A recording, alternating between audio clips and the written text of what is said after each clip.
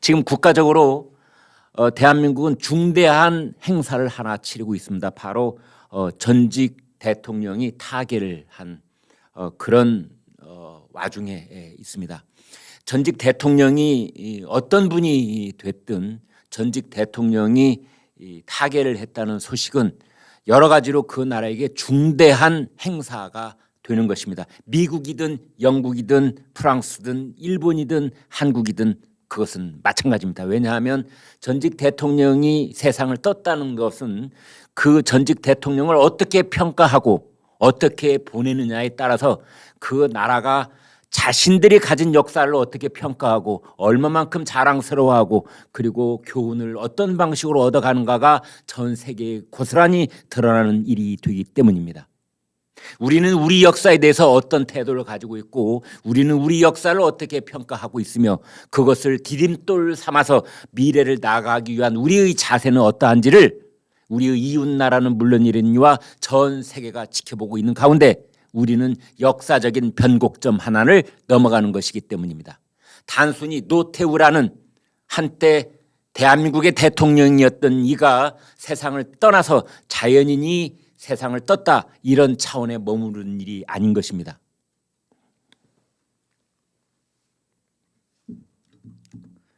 정부가 고 노태우 전 대통령의 장례를 26일부터 닷새간 국가장으로 치르기로 했습니다.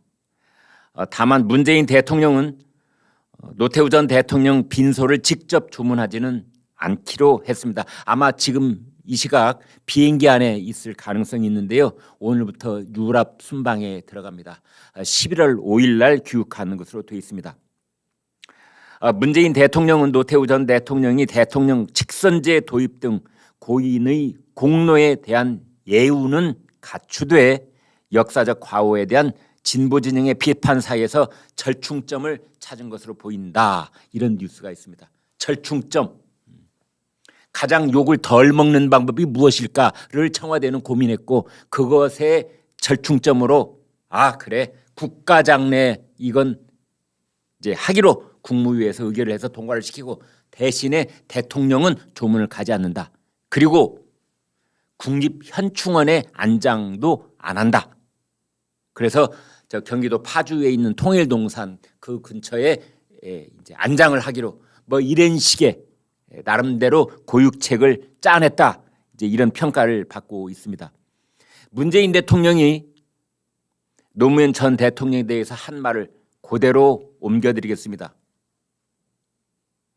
노 전 대통령이 5.18 민주화운동 강제 진압과 12.12 군사 쿠데타 등 역사의 과오가 적지 않지만 88 올림픽의 성공적 개최와 북방정책의 추진, 남북 기본 합의서 채택 등 성과도 있었다면서 고인의 명복을 빌고 유가족에게 위로의 말을 전한다. 고 되어 있습니다. 이릉 이 병렬적으로 노태우 전 대통령에 대해서 공과 과를 나열한 것처럼 보이지만 11시 김광일 쇼가 보기에는 그렇지 않습니다. 그 문재인 대통령의 말을 보면은 간단하게 줄이면 진실이 드러나는데요. 과오가 적지 않지만 성과도 있었다. 이렇게 되어 있습니다. 병렬적인 것처럼 보이지만 그렇지 않습니다. 과오가 적지 않지만 성과도 있었다. 라는 게 문재인 대통령의 말인데요. 제가 이걸 순서를 한번 바꿔보겠습니다. 과오도 있었지만 성과가 적지 않았다. 전혀 다른 말이 되는 겁니다. 문재인 대통령의 말은 과오가 적지 않았지만 성과도 있었다라는 건데요. 이것을 11시 김구할쇼의 버전으로 바꿔본다면 과오가 있었지만 성과도 적지 않았다. 이렇게 말할 수도 있는 겁니다. 따라서 단순 나열을 한 것처럼 보이지만 여기에는 문재인 대통령과 청와대 그리고 집권 세력들의 속마음이 고스란히 드러나 있다. 저희는 이렇게 봅니다. 과거에 여러분 기억하실지 모르겠습니다. 이렇게 국가의 중요 인사가 세상을 떴을 때에는 이제 장례식이 여러 가지가 있는데요. 예전에는 국장이 있었습니다. 이런 말 저런 말 안 붙이고 그냥 나라국자 하나 딱 붙여가지고 국장. 예컨대 박정희 전 대통령, 김대중 전 대통령, 이 두 전직 대통령은 장례식을 국장으로 치렀습니다. 이제 그 하나 아래 단계가 이른바 국민장이라는 것이었습니다. 국민장. 비슷한 말 같지만 국장은 장례 기간이 9일입니다. 나흘. 그런데 국민장은 7일 동안 치릅니다. 1회 동안 치르는 것이 국민장입니다. 장례 기간이 이틀 동안 차이가 있어서 분명히 등급이 차등되는 겁니다. 이제 그래서 나중에 뭐 그것 때문에 말들이 좀 있고, 야, 이 전직 대통령이 말이야 나중에 역사적으로 어떻게 평가될지를 모르는데 당대인들이 뭐 자기들이 누구는 뭐 국장이고 누구는 뭐 국민장, 이건 말이 안 되지 않느냐. 그래서 그걸 통합을 해서 국가장 이렇게 이제 통합을 했습니다. 그래서 국가장으로는 이제 김영삼 전 대통령이 국가장으로 장례를 치렀고, 이번에 노태우 전 대통령이 국가장으로 장례식을 치르게 돼 있습니다. 아마 일부 이제에서는 이런 얘기를 한 것 같습니다. 노태우 전 대통령이 내란죄 등등으로 인해서 형사 처벌이 확정된 이제 그런 경우이기 때문에 예우를 해줄 필요가 없는 거 아니냐. 그래서 국가장을 치를 필요가 있는 것 없는 것 아니냐. 국가장에 관한 뭐 규정이 있을 거 아니겠느냐. 그런데 국가장에는 누구는 된다, 누구는 안 된다 이런 명확한 규정이 없습니다. 따라서 국무위에서 의결을 하면은 그대로 통과될 수 있다. 이렇게 보시면 되겠습니다. 그리고 이제 그 장지를 어디로 할 것인가 이 문제인데요. 이건 역시 가령 형사 처벌을 받아서 그 형이 확정된 전직 원수에 대해서는 이제 국립현충원에 모시지 않는다 이런 규정이 있다 이렇게 되어 있는데요. 그것도 진실은 아닙니다. 가령 정부가 국무회의에서 예외 규정으로 의결을 하면은 노태우 전 대통령, 뭐 전두환 전 대통령 그 누가 됐든 지금 교도소에 있는 이명박 전 대통령 그럼 나중에 어떻게 할 것이며 박근혜 전 대통령은 어떻게 할 것이냐 이런 문제가 계속해서 우리한테는 숙제로 다가오도록 되어 있습니다.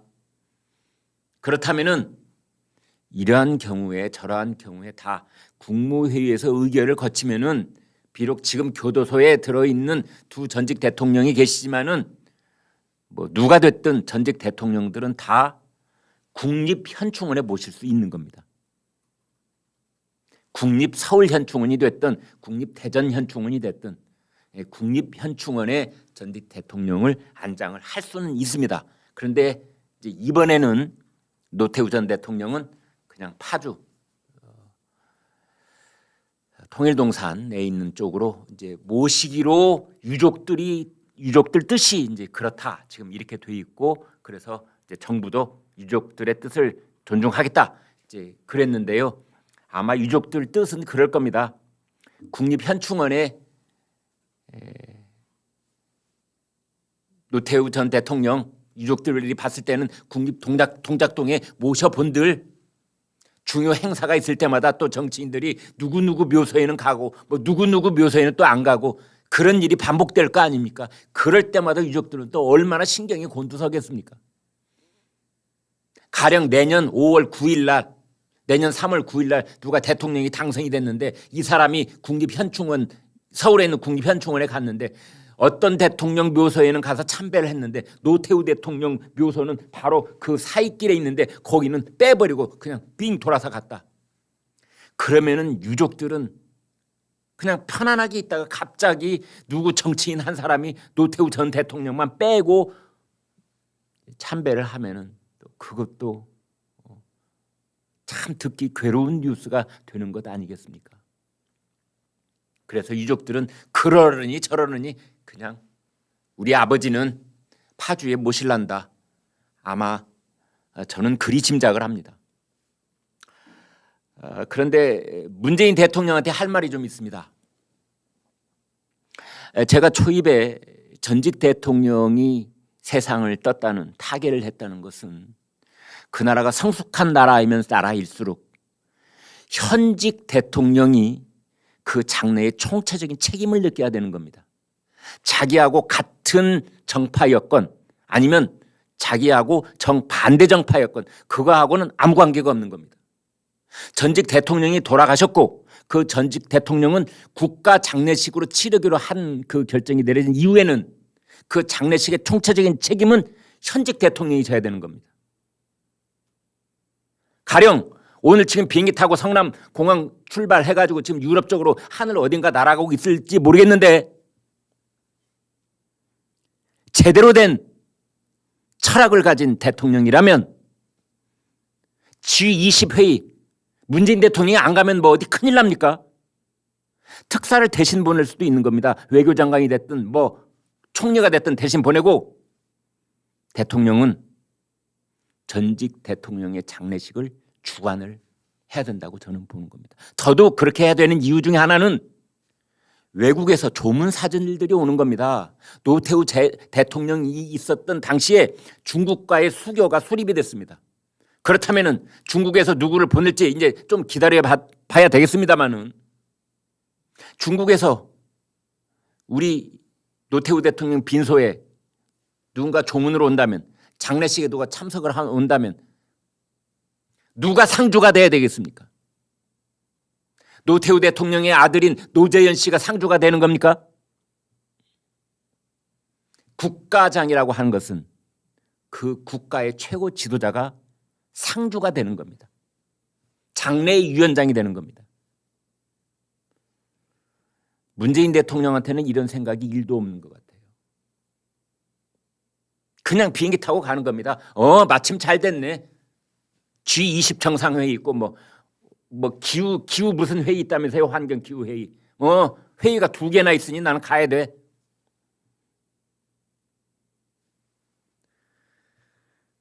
이런 때일수록 사실은 제가 역지사지해서 생각을 해보겠습니다. 문재인 대통령과 청와대와 친문 지지자들 친문파 그분들께 드리고 싶은 말씀이 당신들은 귀중한 기회를 놓쳤다. 너무나 좋은 기회. 어떻게 보면은 이런 좋은 기회가 어디가 있느냐. 정치적으로 봤을 때 만약 문재인 대통령이 G20, G20 회의 참석 취소한다. 나 대신 특사 보낸다. 나는 노태우 전직 대통령이 타계를 하셨으니 우리나라에 남아서 이 장례 절차를 처음부터 끝까지 내가 여기에 남아서 주관을 한다. 아니 이런 기가 막힌 기회가 어디가 있겠습니까? 선거도 코앞인데. 그것을 일부 지지자들의 눈치를 보느라고, 강성 지지자들의 눈치를 보느라고 그 좋은 기회를, 아니 G20 회의 기후 무슨 협약 그 회의 정상회의 안 가면 우리나라에 큰일 날 일 있습니까? 문재인 대통령 안 가도 이미 다 예정된 스케줄에 따라서 아무런 이상 없이 다 진행될 회의들입니다. 외교장관 보내도 되는 회의들이에요. 오히려 그쪽 정상들이 크게 고개를 끄덕일 겁니다. 문재인 대통령 정치적으로 그 현명함이 정말 최고다. 이제 임기 몇 달 안 남기고 마지막 정상회담이 될 수도 있었을 텐데 그것을 다 포기하고 취소하고, 그리고 정치적으로 보면은 자기하고 정반대 대척점에 있던 그런 전직 대통령이 세상을 떴는데 거기에 예우를 갖추기 위해서 장례식에 올 이웃나라 먼 나라 그 조문 사절단을 맞이하기 위해서 서울을 지키는구나. 그런데 그냥 갔습니다. 네, 지금 아마 어디쯤 날아가고 있을까요? 쿠키뉴스 의뢰로 여론조사 전문기관 데이터 리서치가 전국에 18살 이상 성인 1000명을 대상으로 조사해서 어제 발표를 했는데요. 문재인 정부 잘한 일을 물어봤답니다. 잘한 일을 물어봤답니다. 여러분 놀라지 마십시오. 없다가 1등입니다. 37%. 참 문재인 정부는 부끄러운 줄을 알아야 됩니다. 부끄러운 줄을 알아야 됩니다. 코로나 대응이 22.5%라고 두 번째로 나와 있긴 한데 저 코로나 대응은 문재인 정부가 잘해서 이쯤 돼 있는 것이 아니라 정말 전 세계 어디를 봐도 대한민국 국민들처럼 앞장서서 솔선해서 이런 세계적인 팬데믹에 앞장서서 질서를 지키는 그런 국민은 정말 눈을 씻고 찾아봐도 없습니다. 대중교통 이용할 때 100% 마스크 써라. 여러분 지하철을 타시든 버스를 타시든 뭘 타시든 100% 마스크 쓰고 있습니다. 길거리 다녀보십시오. 100% 마스크 쓰고 있습니다. 이런 나라 전 세계에 한 나라도 없습니다. 그래서 이나마 하고 있는 거지. 정부가 잘해서 저랬을까요? 택도 없습니다. 택도 없습니다. 문재인 정부 잘한 일 물었더니 없다. 이게 37%로 1등입니다. 문재인 정부가 가장 잘못한 것은 무엇이냐 이렇게 물어봤는데요. 부동산 정책이 49%로 1등입니다. 1위. 지난번에 서울시장 선거, 부산시장 선거 그때도 뚜렷하게 나타났는데요. 사실은 그 유권자들이 어떤 판단을 하고 선택을 할 때는 매우 실질적이고 현실적인 판단을 하십니다. 이데올로기에 휘둘린다거나 뭐 의리를 찾는다거나 뭐 지연 학연 이런 거 찾는 그런 경향도 물론 없지는 않겠습니다만은 마지막에 투표함 앞에서 선택을 할 때는 매우 현실적인 판단을 하십니다. 그런데 그 판단의 절반은 부동산 문제가 차지하고 있습니다. 왜? 내 일이기 때문에, 내 피부에 와닿는 일이기 때문에, 내 자식들의 일이기 때문에 그런 겁니다. 49%가 그걸 꼽고 있습니다. 근데 그 문제를 문재인 정부는 가장 망쳐놓은 거죠. 역대 뭐 이명박, 박근혜 그 앞에 노무현, 김대중 그 앞에 뭐 김영삼 다 통틀어서 봐도 지난 20, 30년 동안 이 대한민국의 부동산 문제를 가장 망쳐놓은 대표적인 정부가 문재인 정부입니다. 가장 성공적으로 그 일을 수행했던 정부는 그렇습니다. 엊그제 타계한 노태우 정부 때 부동산 문제는 가장 성공적으로 그 정책을 수행을 했고 가장 망쳐놓은 정부가 문재인 정부. 저는 그래 봅니다. 대통령학이라는 학문이 있습니다. 이제 국내에서 뭐 정치학의 일부로만 이제 여겨져 있던 이 대통령에 관한 여러 가지 학문적 이런 이제 이론들이 함성득 현재 경기대 정치전문대학원 교수로 있는 이 함성득 교수가 그 대통령에 관한 부분을 따로 떼어내서 대통령학이라고 이제 우리나라에서 이걸 맨 앞장서서 이제 얘기를 했던 분이죠. 함성득 교수. 이런 얘기를 했습니다. 민주화 이후, 그러니까 1987년 지금 우리가 87 체제 이렇게 부르지 않습니까? 1987년 이것은 참 이렇게 많이 겹치나 모르겠네요. 오늘따라 노태우 전 대통령이 바로 대통령 직선제를 도입한 그 6.29 선언 그거의 주인공입니다. 그래서 지금의 87 체제, 이 민주화 체제를 처음 스타트를 한 분이 바로 노태우 전 대통령입니다. 그 87 체제 이후 민주화 이후 함성득 교수가 보기에 가장 무능한 정부가 문재인 정부다. 함성득 교수도 참 용기 있는 분이에요. 이렇게 말하기 힘듭니다. 네. 학자가 이렇게 말했다가는 어떤 불이익이 올지도 모르기 때문에 보통 학자들은 이렇게 말 잘 안 하려고 해요. 간접적으로 얘기하거나 애둘러서 얘기하거나 뒤에다가 방석 많이 깔아놓고 얘기하죠. 뒤로 넘어져도 다치지 않게. 함 교수는 참 용기도 있으시네요. 용감하네요. 가장 무능한 정부가 문재인 정부다. 지금 문재인 대통령의 여론조사를 해보면 국정 수행 능력에 대해서 긍정적 평가가 35에서 40 그 사이 왔다 갔다 하고 있습니다. 역대 대통령 중에 이제 퇴임 6개월 남겨놓고 한 조사 중에서는 뭐 꽤 좋은 그런 성적표인 셈이지요. 그런데 함성득 교수가 말하기를 그건 코로나 덕분이랍니다. 이 전 세계적인 어떤 역병이 돌고 있으면은 국민들이 국기 결집 효과, 여기서 말하는 국기는 태극기를 말합니다. 플래그. 국기 주변으로 모인다는 겁니다. 그러니까 위기가 있으면은 그 대통령이 싫든 좋든 그 대통령이 무능하든 부도덕하든 그런 거하고는 관계없이 일단 뭉치고 보는 효과가 있다는 거죠. 그게 국기 결집 효과라고 하는 겁니다. Rally around the flag. 그 효과가 나타나고 있다. 이게 거품이다. 그래서 그걸 빼면, 싹 빼면 문재인 대통령의 지지율은 아마 10%대일 것이다. 아무리 많이 잡아봤자 20%. 문재인 대통령의 지지율이라고 하는 것은 이 코로나 팬데믹 때문에 끼어있는 거품을 빼내고 나면 반토막 날 것이다, 이런 뜻입니다. 그 근거를 얘기했습니다. 함성득 교수가. 그냥 막연하게 문재인 대통령의 국정 수행에 관해서 긍정적으로 보세요, 부정적으로 보세요, 질문을 이렇게 하지 않고 이제 강론으로 들어가 봤습니다. 경제 문제, 청와대, 그다음에 국무위원들, 장관들 인사 문제, 부동산 문제, 그걸 따로따로 물어보면 그 어느 것 하나 30%를 넘는 게 없습니다. 참 희한한 일이 벌어지는 거죠.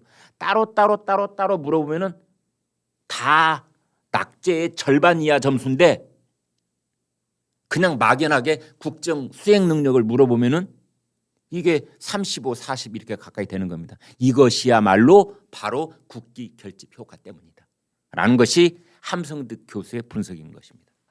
이런 상황에서 한 가지 지금 민심을 아주 들쑤셔 놓은 이재명 더불어민주당 후보의 발언이 있었는데요. 어제 서울 관악구 신원시장에 가서 거기에 이제 소상공인 자영업자 간담회가 있었는데 더불어민주당 이재명 후보가 이런 말을 했습니다. 자율성을 침해한다고 해서 못하긴 했는데 총량제가 나쁜 것은 아니다. 마구 식당을 열어서 망하는 것은 자유가 아니다. 그러면서 음식점 허가 총량제를 생각하고 있다. 음식점 허가 총량제를 생각하고 있다는 겁니다. 지금 자영업자가 어려운 이유가 코로나 때문이 아니고 한 골목 안에 음식점이 너무 많아서 생기는 현상 아니냐. 이제 이런 얘기를 했는데요. 뭐 개미지옥 그런 말도 했더군요. 마구 식당을 열어서 망하는 것도 자유가 아니다. 아니 이재명 후보한테 정말 진지하게 한번 물어보고 싶습니다. 이재명 후보의 머릿속에 무슨 생각이 있는지. 여보십시오. 지금 골목에 뭐 떡볶이집, 칼국수집, 뭐 설렁탕집, 뭐 감자탕집 이거 여신 분들이 마구 지금 가게를 열었다고 보세요? 마구 열었다고 보세요? 정말 귀가 막히고 코가 막혀서 말이 안 나옵니다. 그분들이요 삶의 벼랑 끝에서 목숨을 걸고 창업하는 겁니다. 아시겠어요? 어떤 직장에 다니다가 이런저런 경제적인 침체 때문에 잘려서 갑자기 실직자가 돼가지고 퇴직금이라고 요만큼 이제 가지고 있는데 부부가 몇 달 며칠을 눈물을 삼키며 고민하고 토론 끝에 그렇게 열은 집들이 감자탕집이고 떡볶이집이고 그럴 수 있는 겁니다. 이게 마구 열었다고요? 인간에게 가장 중요한 것이 의식주 아닙니까? 그건 아마 이재명 후보도 알 거예요. 그래서 옷가게를 열까? 청바지라도 팔아볼까? 원피스라도 팔아볼까? 뭐 어디 저 싸구려 옷 떼가다가 뭐 옷, 의식주 첫 번째 생각할 수 있는 옷가게, 두 번째가 밥집, 순댓집을 한번 해볼까? 김치찌개집 해볼까? 세 번째 좀 여유가 있으면은 임대업, 의식주 살고 있는 집 이겁니다. 그게 우리나라의 자영업자들의 대부분인 겁니다. 물론 다른 나라하고 비교하면 전체 산업에서 자영업이 차지하는 비율이 우리나라가 다소 높다. 뭐 그런 통계가 있기는 합니다. 네. 어느 나라를 가봐도 이제 어떤 골목이나 대로변에 우리나라처럼 커피점 많고 우리나라처럼 이제 먹거리, 밥 요기할 수 있는 그런 가게가 많은 나라. 우리가 많은 편이다. 그걸 누가 모릅니까? 누가 모릅니까? 그런데 이렇게 자영업자들이 거의 지금 생사의 기로에서 창천에 호소하고 있는 이런 상황에서 가게를 마구 열었다니, 그래서 자영업자 음식점 총량제를 한다고요? 여보세요, 이재명 후보님, 음식점 총량제가 아니라 제 생각에는 지금 거짓말 총량제를 해야 될 것 같아요. 거짓말 총량제. 여야 후보 누구를 막론하고 헛소리한 후보들 그 총량제 좀 정해놓고, 더 이상 하면 제 입에서 험한 말 나갈 것 같습니다. 거짓말 총량제 이런 거 좀 만들면 안 되니까 전 대표님. 네? 제 11시 김관일 쇼가 자체적으로 한번 만들어 볼까요? 거짓말 총량제. 그래서 당신은 오늘까지 대선 후보이긴 한데 거짓말을 보니까 총 26번 했어. 우리가 정한 총량제는 30번이야. 30번 딱 거기 딱 그 거짓말 총량제에 해당되면 당신은 대선판에서 아웃! 이거 한번 만들어 볼까요? 오늘부터? 참 기가 막힌 말을 합니다. 기가 막힌 말을 해요. 네? 어떻게 다 이런 얘기 나왔죠? 음식점 허가 총량제라니.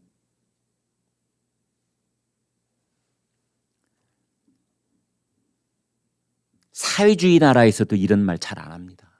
예?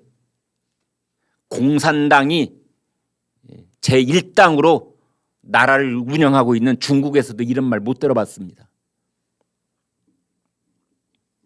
네, 여러분 오늘 방송 어떻게 보셨습니까? 구독, 좋아요, 공유 눌러주셔서 여러분의 마음을 보여주십시오. 여러분의 마음을 보는 순간 저희는 엄청난 힘을 얻습니다. 고맙습니다.